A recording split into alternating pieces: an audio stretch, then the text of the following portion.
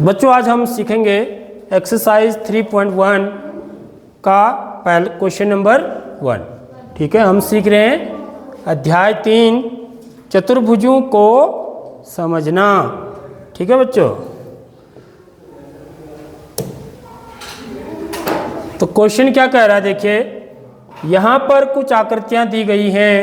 देखो ये आकृतियाँ दी गई हैं, प्रत्येक का वर्गीकरण निम्नलिखित आधार पर कीजिए। ए साधारण वक्र, इनमें से साधारण वक्र कौन कौन से हैं? ठीक, बी है साधारण बंद वक्र, सी है बहुभुज, डी है उत्तल बहुभुज और ई है अवतल बहुभुज। ठीक है, तो कैसे करेंगे इस क्वेश्चन को? साधारण वक्र किनको बोलते हैं? देखिए साधारण वक्र जैसे ये है, ये क्या कहलाएगा? साधारण वक्र। ये वाला साधारण वक्र है, ये भी क्या कहलाएगा? ये भी साधारण वक्र है।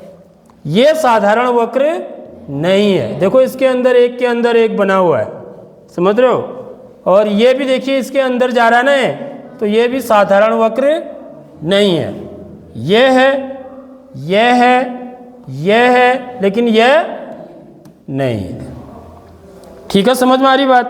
तो साधारण वक्र कौन कौन से हैं? First, second, fifth, sixth, seventh. समझ रहे हो? इनको साधारण वक्र बोलते हैं। साधारण बंद वक्र, साधारण यहां पर बंद शब्द भी लगा दिया इसने। ठीक है, तो बंद भी यही है, देखो ये सब बंद तो है, समझ रहे हो?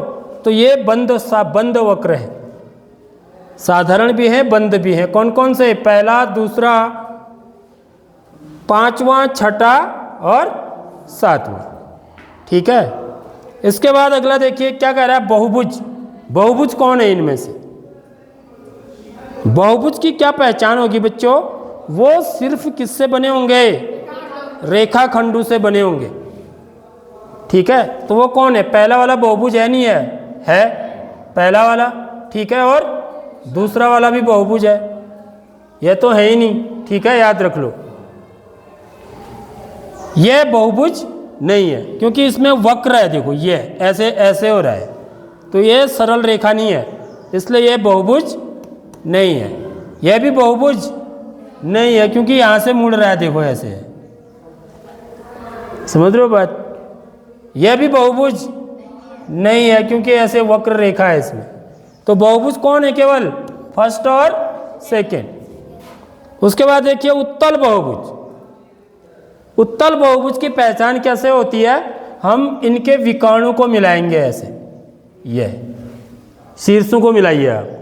ठीक है, अब ये कहाँ आ रहे हैं? इसके अंदर आ रहे हैं ना, इसके शीर्षों को मिलाओ, ये। ठीक है, यहां पर देखो ये वाली जो लाइन है ये कहाँ जा रही है? बहुभुज से बाहर जा रही है। यदि मैं इनके शीर्षों को मिला दूं ऐसे करके, तो सारे जो है ना वो कहाँ नहीं चाहिए? बहुभुज के अंदर यदि आ रहे हैं तब तो वो क्या है? उत्तल बहुभुज है। यदि बाहर आ रहा है, देखो ये बाहर आ रहा है ना, तो इसलिए ये क्या है? ये अवतल हो गया। समझ में आ रही बात? और ये वाला क्या हो गया? उत्तल हो गया, क्योंकि इसके शीर्षों को मिलाने पर जो रेखाखंड है वो बहुभुज के अंदर ही बन रहे हैं। यहाँ पर शीर्षों को मिलाने पर यह वाला जो रेखाखंड है, देखो ये कहाँ चले गया? बहुभुज से बाहर चले गया। तो इसलिए ये जो बाहर जाता है तो वो अवतल, यदि सब अंदर ही होते हैं तो वो उत्तल। ठीक है, समझ आ गई नहीं आई बात? ये प्रश्न